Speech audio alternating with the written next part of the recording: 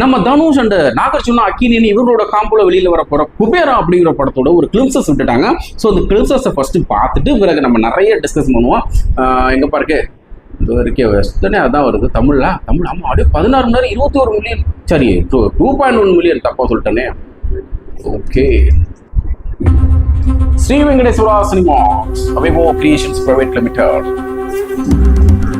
இன்னும் இது வந்து கிரீன் பெட்ல எடுத்த மாதிரி இருக்கு, ரைட்? தனுஷ் எப்படி நிக்க வச்சுட்டாங்க. ஐயோ பாவம், அழகான ஃபேமிலியோட இருக்கார் தலைவர்.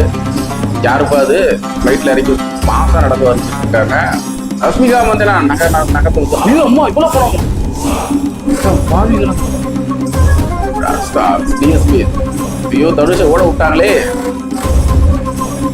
பிஜிஎம் நல்லா இருக்கு, மியூசிக் நல்லா இருக்கு, செஸ் போர்டு காமிக்கிறாங்க, ராஜ தந்திரங்கள் அனைத்தும்.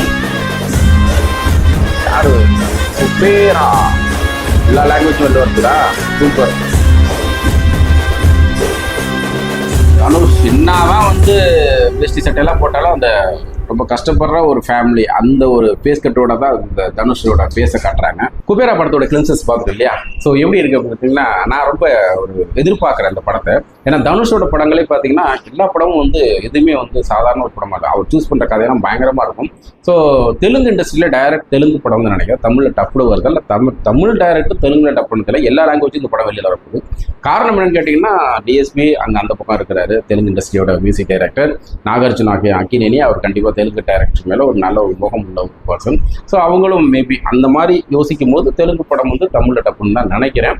ஏன்னா ஃபஸ்ட்டு மோசட் போஸ்டராக அதை விடும்போதே ஃபஸ்ட்டு தெலுங்குல தான் ஃபஸ்ட்டு விட்டாங்க. ஸோ அதை வச்சு நான் சொல்கிறேன்.